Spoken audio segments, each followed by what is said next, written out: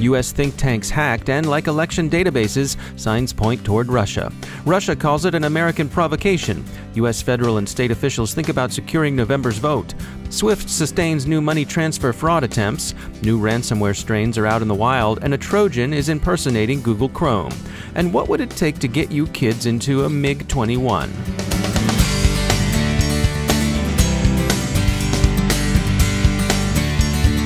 Time to take a moment to thank some sponsors. The Johns Hopkins University Information Security Institute and Compass Cybersecurity are hosting the 3rd annual Senior Executive Cybersecurity Conference on Wednesday, September 21st from 8:30 a.m. to 4 p.m. That's going to be at the Homewood campus of Johns Hopkins University right here in Baltimore. Hear from industry leaders on cybersecurity best practices and trends that will help you better secure your organization's data.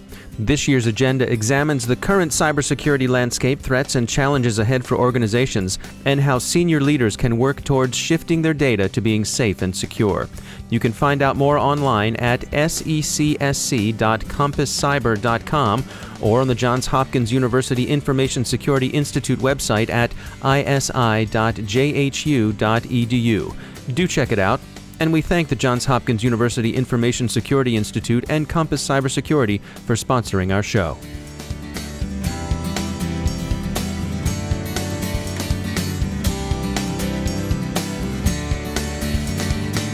I'm Dave Bittner in Baltimore with your CyberWire summary for Wednesday, August 31st, 2016. U.S. officialdom has been slow to attribute recent politically relevant hacks to any state actors, but CrowdStrike hasn't been coy. The company says Cozy Bear, Russia's FSB, is behind breaches at U.S. think tanks studying Russia. The full list of affected think tanks is unknown, but one of them is the Center for Strategic and International Studies. CSIS not only acknowledged coming under attack, whose effects they've said they've mitigated, but described the ministrations of Russian intelligence as part of the cost of doing business. The director of the Center's Strategic Technologies Program, James Andrew Lewis, told Defense One, quote, "It's like a badge of honor. Any respectable think tank has been hacked. The Russians just don't get the idea of independent institutions, so they're looking for secret instructions from Obama. Another benefit is they can go to their bosses and show what they took to prove their worth as spies." End quote. Russian intelligence services remain the leading suspects in last month's incursions into U.S. voting databases. But Russia Today poo-poos all the evidence tossed up by ThreatConnect, Fidelis, CrowdStrike, and SecureWorks as a whole lot of nothing. These denials convince few beyond those already disposed to take at face value Russian Foreign Minister Lavrov's denial a fortnight ago. He declined to comment on pseudo-sensational news and added, quote, "President Putin has repeatedly articulated our position and stated publicly that we never interfere in the internal affairs of other countries," end quote. So there you have it. In fairness to Foreign Minister Lavrov, as usual, the evidence in these cases, however compelling it may be, remains largely circumstantial. There is, however, a growing consensus that U.S. elections are vulnerable to disruption in cyberspace. If you're an election official anywhere in the U.S., whether you're in Hackensack, Pflugerville, Show Low, or Coalinga, and you're worried about Cozy Bear or Fancy Bear finding your networks just right, Red Seal's CEO Ray Rothrock offered the CyberWire some tips we're happy to pass along to you. First, accurately visualize all access paths across your as-built network. Prioritize vulnerabilities based on that access and on the business context of information in network. Segment your network to control or limit access from untrusted sources, like WeAd, the Internet. Take vulnerable assets offline if possible, and use your security resources against high-priority vulnerabilities. Rothrock, like many observers, sees erosion of voter trust in the electoral system as among the more serious concerns these incidents arouse. The insider threat continues to be a serious challenge for cybersecurity professionals, be it the malicious actor or careless or undertrained employee. We recently caught up with Dr. Jim Kent, Global Head of Security for Nuix. For the first time, the growing trend about insider threat is really being realized. It's, the awareness and acceptance that the insider threat has always been the elephant in the room that nobody really wants to talk about is now coming more and more to the front. People are accepting it and saying, okay, there is something that we really must look at how we deal with. And why is insider threat important to me, and why is it important to us at Nuix? Well, for me, it encompasses a lot of the general trends that you see in cybersecurity under one umbrella.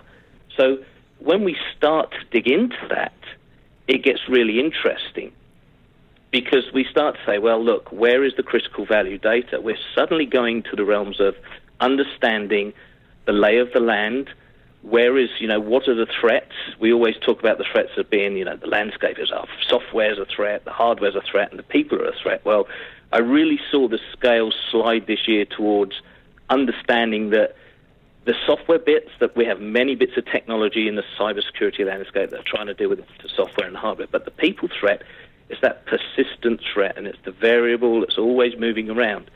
So trying to understand how we put the person as an insider threat in those situations, what they would do, how they behave, how we build from the ground up an approach of governance and accountability with, how do we work out who's accessing what, how it's encrypted, how those critical value data buckets are put together and why they're put together. Understanding that is becoming more prevalent in the security world, which is a really good trend that I've seen.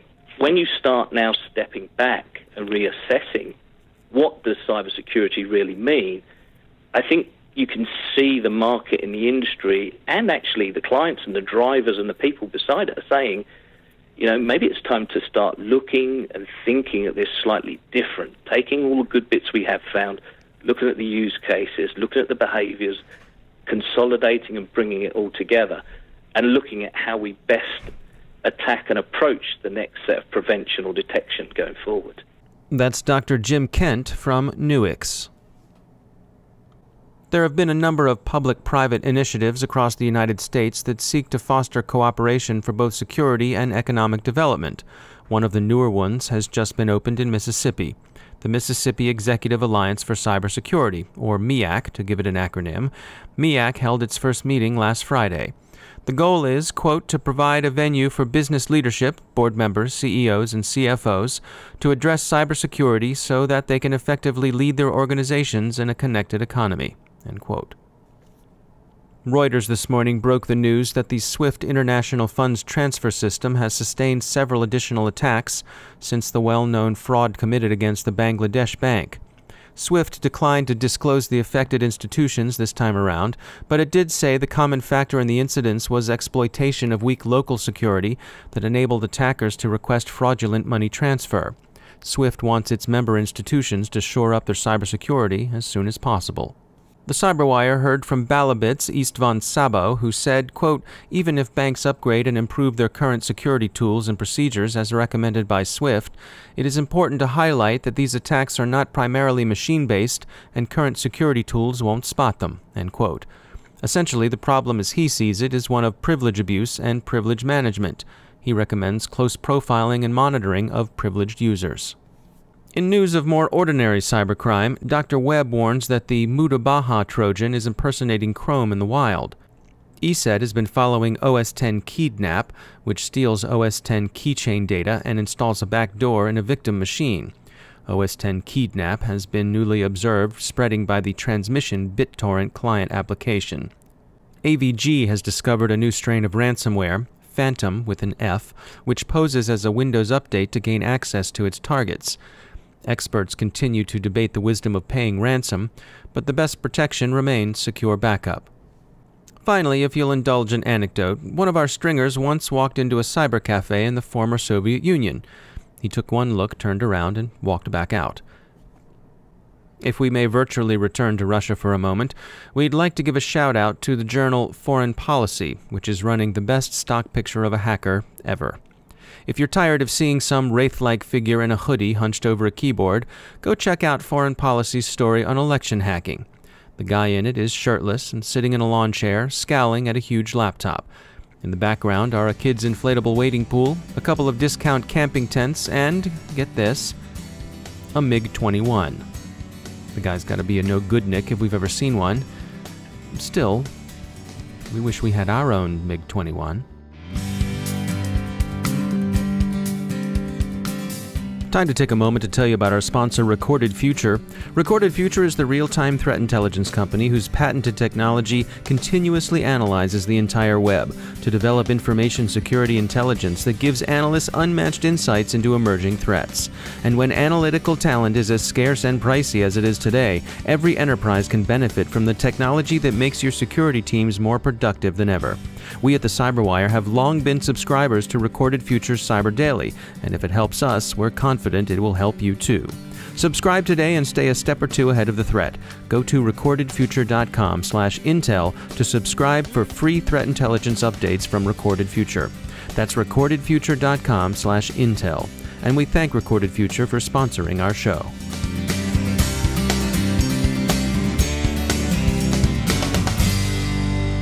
And it's my pleasure to welcome to the show our newest academic and research partner, Yisroel Mirsky from Ben-Gurion University. Welcome to the show. Why don't we begin with an introduction? Tell us a little bit about yourself. I came from Toronto, Canada. I was born there, and I moved to Israel when I was about 18 years old. I did some religious studies, and then I did my mandatory military service here in Israel. And afterwards, I started my first degree in communication systems engineering. And that's where I really got involved with cyberspace security and got interested in it. And that was really in my last year of my studies, where in order to get your degree, you have to do a final project. And I came up with this idea to, instead of encrypting binary ones and zeros, what if we encrypted the physical signals themselves? In other words, the voltage that goes over the wire or the audio patterns that go over audible sound waves. The concept here is that every level lower that you encrypt your channel, the more information that is protected. So if I encrypt the actual physical signal and it sounds like white noise to you, then you don't even know the bit rate per se of the signal that's going through the channel. That's what really launched me into the domain of cyberspace security. And on that idea, which we called the Vernam Physical Signal Cipher, I got a patent and sold it to a startup company. And after that, I realized that I really wanted to become a researcher in the domain of cyberspace security, especially for two main reasons. One, the domain involves a lot of creativity, thinking outside the box. And two, the domain's always changing. There's new technologies coming out all the time, and it keeps you thinking and it keeps you on your toes. So I searched for a place to do my master's, and I found Ben-Gurion University. They're the center of cyberspace security here in Israel, and they're growing very fast. And I got accepted to the direct track program for a PhD, a 5-year program, and I'm finishing up my last year now. Tell us about the lab there. So the lab here, a little bit of history, goes back about at least 10 years or so, when Deutsche Telekom, or I think in the States it's called T-Mobile, so they opened up a lab here in Ben-Gurion University. And what they were really looking for is for cooperation with a university somewhere international, in the States or in Israel and Europe. And they had some sort of idea for a project, and they kind of like a bidding war, kind of, so to speak, or in terms of proposals or research. Ben-Gurion University was accepted. And it was the idea of trying to deploy scrubbing stations in their network to try and clean the traffic before it gets to the user. And they were so impressed with this 3-year project that we did that they opened a lab here, and that's caused our experience, or involved a lot more experience through our university to grow. And since then, we do a lot of projects with the industry, with IBM, with RSA, with Lockheed Martin, all in the domain of cyberspace security. And for two reasons, really. One is because as researchers, we need funding, and we need new ideas that involve and affect the world. And we need the data, especially when we're talking about machine learning. And on their side, they have the data, and they have a problem, and we have the expertise. So it works out quite nicely together. And here in Beersheba, we have basically a triangle that's being built. You have the university. Right next to the university, you have a high-tech park.